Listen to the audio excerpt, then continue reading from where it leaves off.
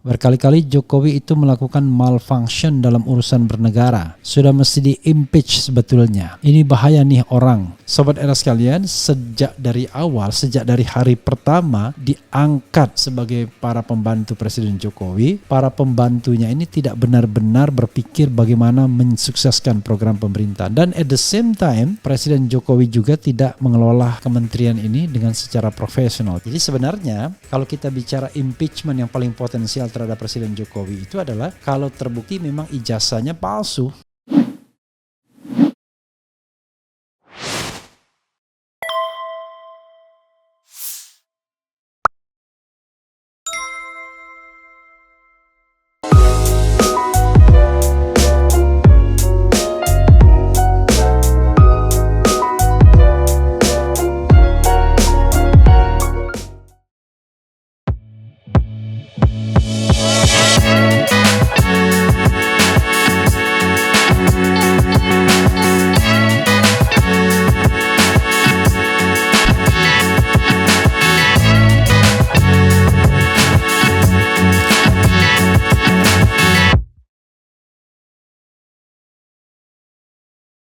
Assalamualaikum warahmatullahi wabarakatuh. Sobat RH sekalian, jumpa lagi kita di channel yang keren ini. Keren cadas ya. Sobat semuanya, kita ambil satu berita ya mengenai Rocky Gerung yang keluarkan pernyataan keras ya, yaitu tadi ya, lagi Rocky keluarkan pernyataan keras, Jokowi pantas dimaksudkan. Apa masalahnya ya? Coba kita bacakan komentar Sobat RH dan terutama terlebih dahulu kita bicarakan apa isinya ya, keberatan Rocky Gerung tersebut.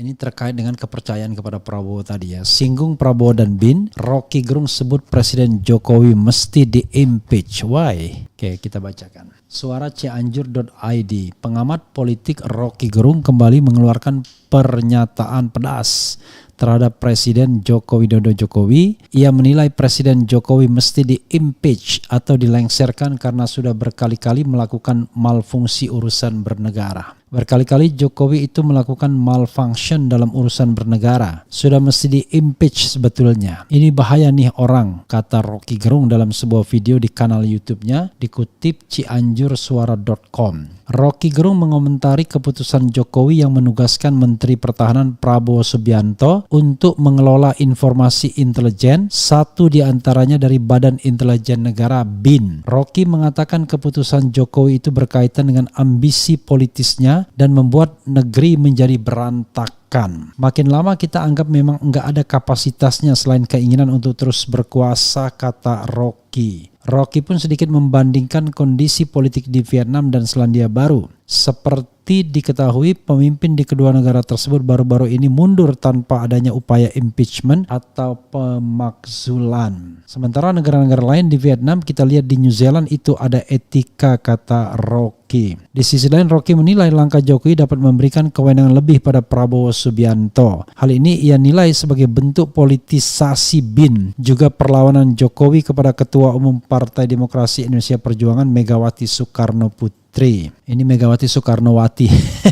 Putri. Rocky menilai BIN sebelumnya adalah institusi yang dikuasai Megawati. Ia juga menyebut ada kedekatan kepala BIN Jenderal Purnawirawan Budi Gunawan dengan Mega. Dia, Jokowi, bingung sendiri siapa yang akan menyelamatkan dia. Jadi dengan kata lain, Jokowi punya informasi bahwa BIN itu memang nggak mungkin lagi dia kendalikan dalam upaya untuk bersaing dengan Ibu Mega, tutur Rocky. BIN adalah peralatan Mega, kira-kira begitu. Maka peralatan utamanya mesti dipindahkan. Nah, jalan pikiran presiden ini yang justru membahayakan negara, tambah Rocky. Ya, sahabat era sekalian, itu analisis ya, analisis yang bisa kita analisis lagi ya, bagaimana Rocky Turki melihat bahwa langkah Presiden Jokowi itu membahayakan negara, membahayakan institusi pemerintahan, karena membawa institusi pemerintahan dalam dalam ayunan ombak keinginan entah itu terus berkuasa 3 periode atau perpanjangan masa jabatan, atau sekadar meminta perlindungan siapapun yang terpilih nantinya, tetapi instrumen-instrumen pendukungnya harus disiapkan atau dikondisikan terlebih dahulu. Jadi BIN adalah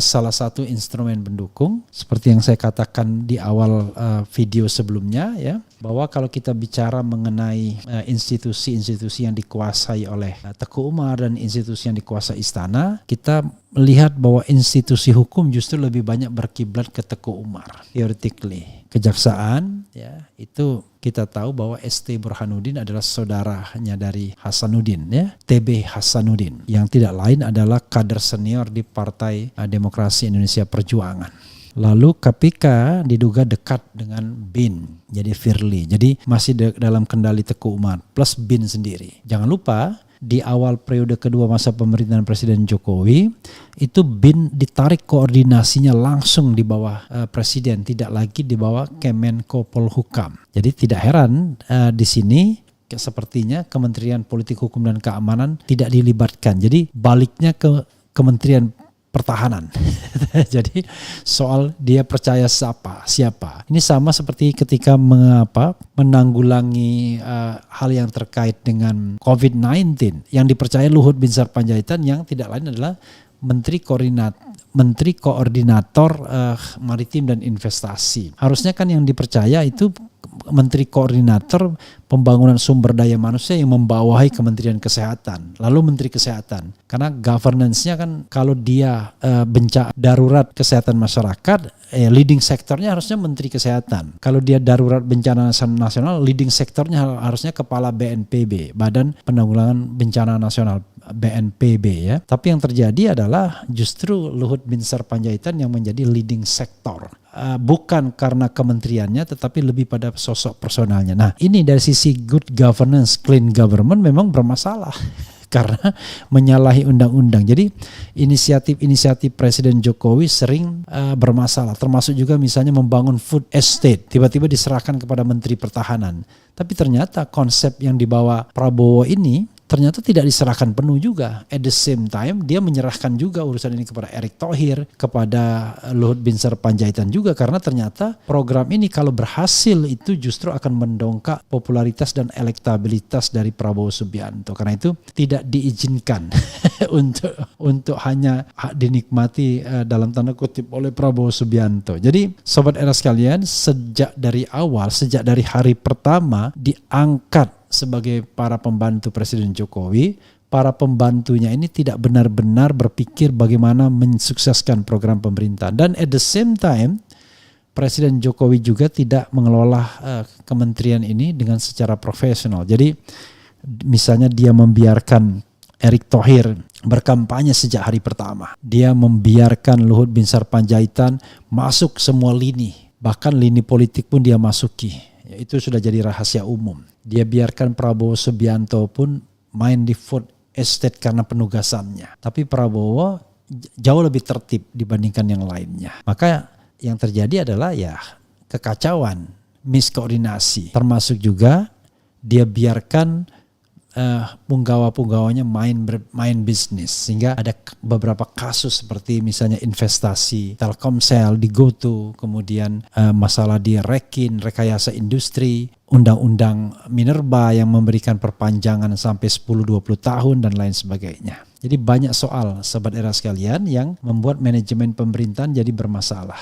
Tetapi kalau kita balik kepada isu impeachment atau pemakzulan, kita harus uji apakah mismanagement, apakah incapacity itu akan bermuara pada pemakzulan. Karena ayat-ayat pemakzulan itu ayat-ayat yang sangat rigid, tapi tidak rigid 100% juga. Jadi seorang presiden bisa dimakzulkan, termasuk wakil presiden, kalau dia melakukan pelanggaran hukum. Nah, berupa pengkhianatan terhadap negara, kemudian korupsi, tindak pidana suap, atau tindak pidana berat lainnya atau tidak lagi memenuhi syarat. Nah, tindak pidana berat lainnya itu kita lihat di mana yang hukumannya di atas 10 tahun atau melakukan perbuatan tercela. Jadi sebenarnya kalau kita bicara impeachment yang paling potensial terhadap Presiden Jokowi itu adalah kalau terbukti memang ijazahnya palsu. Nah, so far itu kan masih berproses di Pengadilan Negeri Surakarta dalam kasus pidana. Tapi itu bisa mengonfirmasi apakah memang tudingan jaksa itu proven, terbukti bahwa Presiden Jokowi itu ijazahnya asli dan Bambang Tri serta Gus Nur menyebarkan berita bohong. Sampai sekarang dakwaan jaksa itu tidak didukung, tidak di backup oleh alat bukti yang kuat. Itu persoalannya. Nah, kalau itu jauh lebih potensial untuk bisa melengsarkan Presiden Jokowi sesungguhnya kalau ditindaklanjuti. Kalau ini masih terlalu sumir ya, karena di situ bisa masuk melakukan tindak pidana berat lainnya kalau seandainya masuk pada pemalsuan dokumen yang ancaman hukumannya 5 tahun, kalau misalnya 5 tahun lebih, kemudian bisa juga melakukan perbuatan tercela dianggap, dan yang paling penting adalah sudah tidak memenuhi lagi syarat sebagai presiden dan atau wakil presiden. Jadi syarat yang sifatnya measurable itu adalah punya ijazah SMA sekurang-kurangnya. Kalau itu jauh lebih dekat ya, dibandingkan penugasan Prabowo Subianto. Jadi penugasan Prabowo Subianto ini saudara sekalian, Menteri Pertahanan, bisa dilihat sebagai upaya untuk menggeser pengaruh BIN ya, yang lebih jauh, lebih dekat kepada Megawati ketimbang kepada istana. Jadi melalui tangan Prabowo Subianto yang relatifly diterima juga oleh Megawati, maka sesungguhnya adalah yang terjadi adalah bagaimana mengurangi pengaruh BIN terhadap sokongannya terhadap Presiden Jokowi. Karena kalau kita lihat seperti yang saya katakan, institusi pemerintahan itu justru lebih banyak yang berkiblat ke Teguh Umar dalam ranah hukum ini. KPK, BIN, Kejaksaan Agung itu justru berkiblat kepada lebih banyak kepada Teguh Umar. Nah, ini satu soal ya, saudara sekalian, yang kita lihat struggle for power, dan ujung-ujungnya ya bisa 3 periode, bisa perpanjangan masa jabatan, bisa juga kembali ke Undang-Undang Dasar 1945, bisa juga penundaan pemilu dan lain sebagainya. Jadi sepertinya data intelijen itu bisa digunakan sebagai alat legitimasi. Tapi sekali lagi, kalau ini dikatakan sebagai hal untuk masuk kepada impeachment, rasanya masih terlalu jauh. Yang ceto welo-welo yang jelas itu kalau terbukti ijazahnya palsu. Nah itu jelas, udah sangat jelas itu. Itu kelihatan betul. Tetapi sekali lagi, impeachment hanya bisa dimulai kalau ada inisiatif dari DPR. Kalau tidak ada ya nggak bisa. Kecuali yang bersangkutan mengundurkan diri, ya itu tanpa harus proses impeachment. Betul sekali ide dan pendapat Bung RG tentang Jokowi. RG kritiknya pakai fakta, nggak asal kritik, maksudkan aja. Ya Allah, kalau ini benar berarti kita udah dibohongi dari 2014.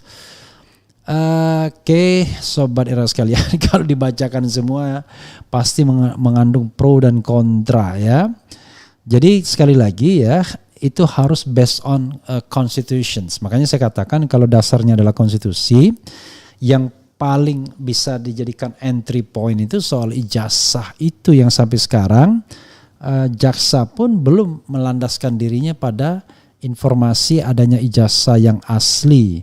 Jadi dia mendakwa orang tanpa kejelasan sesungguhnya. Itu soalnya ya.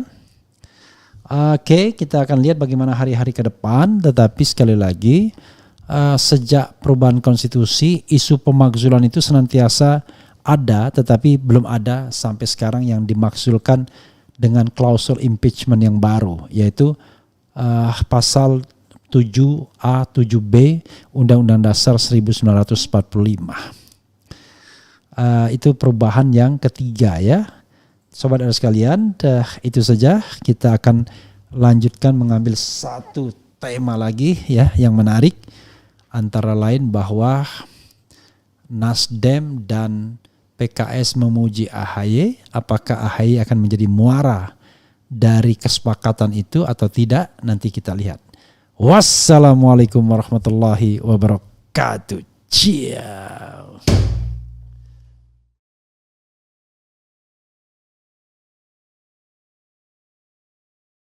Sahabat daerah sekalian, saya akan mengupdate ini analisis dari Fadila ini ya, Rizal Fadila, dan ini menarik ya, karena analisis ini tentu beda dengan berita ya. Analisis kan sebagian dari analisis itu harapan, sebagian barangkali spekulasi, sebagian adalah kecenderungan. Nah, coba kita bacakan ya, sahabat daerah sekalian, dan nanti kita akan ulas. Dan mudah-mudahan Sobat RH juga berkenan ya untuk mengikutinya sambil saya kemudian lihat dan kontrol ya.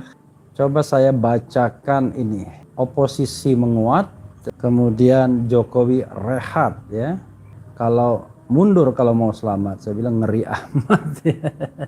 Makanya kita lihat ya, sejauh mana validitas atau akurasi dari analisis tersebut. Sekali lagi, Sobat era sekalian, yang namanya analisis tidak ada yang salah, tidak ada yang benar ya. Analisis itu adalah sesuatu yang didasarkan pada fakta-fakta tertentu. Oke, coba kita bacakan. Lebaran tahun ini, judulnya kita bacakan, Jokowi piknik sinyal rehat mendekat.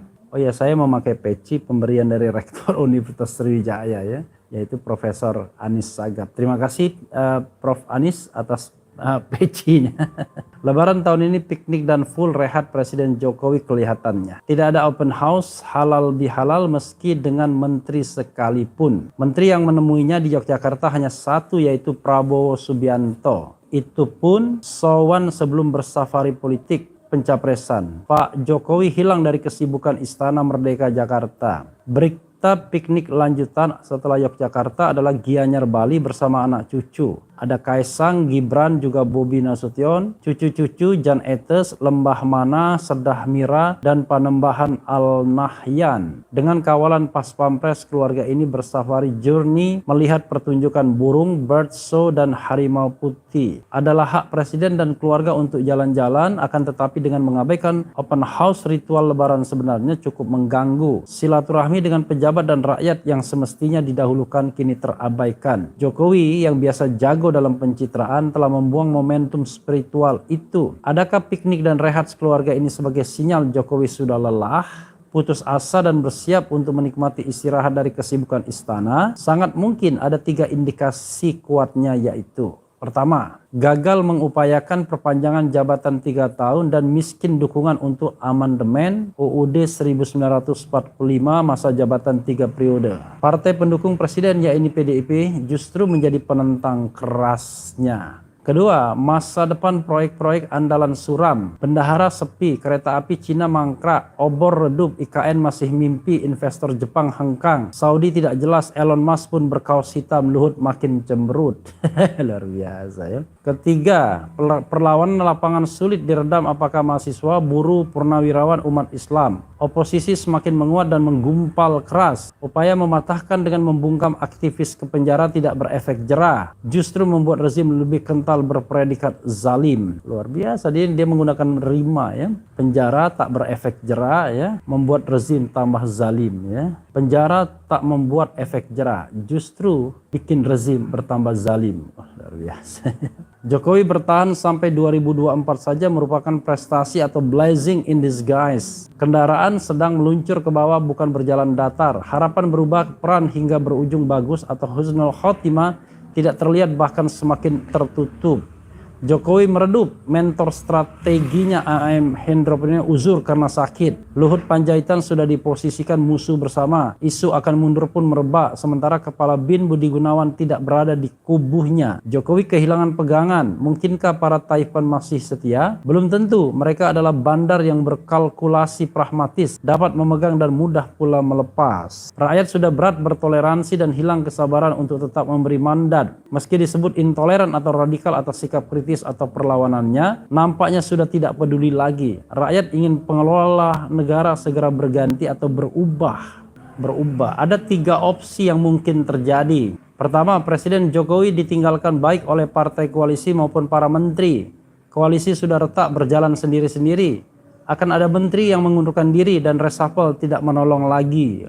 KII semua ya. Kedua, Presiden dan Wapres mengundurkan diri hingga triumvirat menggantikan untuk kemudian MPR memilih Presiden, Wakil Presiden hingga 2024. Prabowo Puan mungkin serius sedang mengincar. Ketiga, Jokowi tidak mundur dan bertahan meski hancur-hancuran. Jokowi bertahan meski hancur-hancuran. 2022-2024 menjadi fase babak belur. Resiko siap ditanggung sebagai akhir yang buruk, su'ul khotimah. Untuk pilihan ini Jokowi dan anak-anak terancam penjara. Nampaknya dalam keputusasaan mungkin ditunjang nasihat paranormal, maka pilihan berhenti di perjalanan lebih rasional dan membuka peluang Jokowi dan keluarga untuk dapat selamat. If he is lucky, itu jika Pak Jokowi masih beruntung. Jika beruntung, FNN, Bandung 7 Mei 2022. Ngeri amat. Jadi sobat era sekalian ya, apa yang ingin saya katakan bahwa politik itu begitulah. Ada pro dan kontra ya, ada yang bikin analisis seram-seram ya, ada yang katakanlah berharap kekuasaan cepat berganti karena dia tidak menjadi bagian dari kekuasaan, atau kekuasaan bertahan lama karena dia menikmati kekuasaan dan lain sebagainya. Jadi hal-hal seperti ini lumrah saja terjadi, dan dalam negara demokrasi biasa-biasa saja memberikan sebuah analisis baik yang menguntungkan maupun yang tidak menguntungkan kekuasaan ya. Nah, soalnya adalah ada yang ingin saya garis bawahi ya, soal tradisi bernegara, tradisi bertata negara. Harapan yang paling idealnya adalah Presiden Jokowi bertahan hingga 2024, tentu dengan perbaikan di sana sini, terutama yang terkait dengan bagaimana menegakkan good governance dan clean government. Jokowi tidak cawe-cawe dalam perhelatan 2024, tidak perlu menyiapkan putra mahkota, cukup menyiapkan sebuah transisi pemerintahan yang baik saja. Nah, itu sudah lebih dari cukup, more than enough. Tapi kalau Jokowi misalnya menyiapkan transisi pemerintahan untuk agar pemerintahannya bertahan ya, maka disitulah akan terjadi permasalahan. Sebagai contoh misalnya, hari belakangan ini rasanya beberapa menteri Jokowi tidak fokus lagi pada pekerjaannya. Karena kesibukannya adalah mengurusi hal-hal di luar portofolionya. Karena mereka sedang mematut diri untuk menjadi calon presiden. Di situ ada Erick Thohir, ada Erlangga Hartarto, ada Sandiaga Salahuddin Uno, kemudian ada siapa lagi? Ada Prabowo Subianto, kemudian ya, jadi paling tidak 4 atau 5 orang di dalam kabinet sedang mematut-matut diri agar mendongkrak popularitas dan elektabilitas mereka. Sekali lagi, Prabowo Subianto, Erlangga Hartarto, Sandiaga Uno, Erick Thohir. Ya, 4 orang yang diperkirakan bakal maju. Lalu Puan Maharani, Ketua DPR, wajar ya, karena dia pemimpin lembaga independen, lembaga yang tidak terikat dengan eksekutif dan presiden. Dan berikutnya adalah Ganjar Pranowo yang juga dipersepsi bagian dari rezim. Juga semua sedang mematut-matut diri ya, mempercantik diri ya, memberikan pencitraan yang lebih baik, termasuk Gubernur Anies Baswedan. Dan jadi we must be fair, semuanya sedang melakukan hal itu sobat era sekalian. Tetapi bagi pemerintahan Presiden Jokowi, kalau itu dilakukan dan dibiarkan, maka sisa masa jabatan yang 2 tahun ini sangat tidak efektif. Sangat tidak efektif. Jadi eskalasi keburukan itu semakin menguat dan bisa jadi kemudian negara ini sinking, terjun bebas. Karena masalah-masalah sudah tidak dipikirkan lagi pemecahannya, yang dipikirkan hanyalah bagaimana mematut-matut diri untuk kontestasi 2024. Nah, ini yang sebenarnya yang harus diwaspadai oleh pemerintahan Presiden Jokowi. Lalu apa langkah-langkah yang harus dilakukan oleh Presiden Jokowi? Pertama, harapannya adalah pergantian kekuasaan itu berjalan normal. Tidak perlu dengan impeachment, tidak perlu dengan pengunduran diri ya seperti tahun 98, tetapi dengan election periodically. Jadi secara periodik, pemilu itulah yang kemudian mengkoreksi kepemimpinan, dan Presiden Jokowi kan sudah 2 periode, jadi harusnya tidak ada beban lagi, tidak ada lagi yang perlu dirisaukan, cukup menyiapkan transisi yang baik ya, ikhlas ya, dan berusaha memperbaiki kondisi dalam 2 tahun terakhir masa pemerintahannya, termasuk misalnya soal penegakan HAM, termasuk kasus KM50 misalnya, termasuk kemudian juga soal IKN dan lain sebagainya. Sehingga ketika dia berhenti, damage yang dihasilkan itu minimalis. dan hal-hal yang baik itu menjadi maksimalis. Nah, inilah yang bisa menyelamatkan Indonesia sesungguhnya. Tapi menghadapi menteri-menteri yang tidak fokus lagi, ya tidak ada cara lain, ganti menterinya. Karena Presiden Jokowi harus berkomitmen untuk tidak cawe-cawe dalam 2024, karena kalau dia cawe-cawe maka dia menyiapkan putra mahkota. Nah, putra mahkota inilah yang kemudian bisa memanfaatkan jabatan dan diberikan keleluasan untuk mematut diri agar populer atau dengan berharap elektabilitas makin membaik. Sobat era sekalian, itu yang diharapkan ya, karena kita ingin demokrasi ini berjalan secara baik.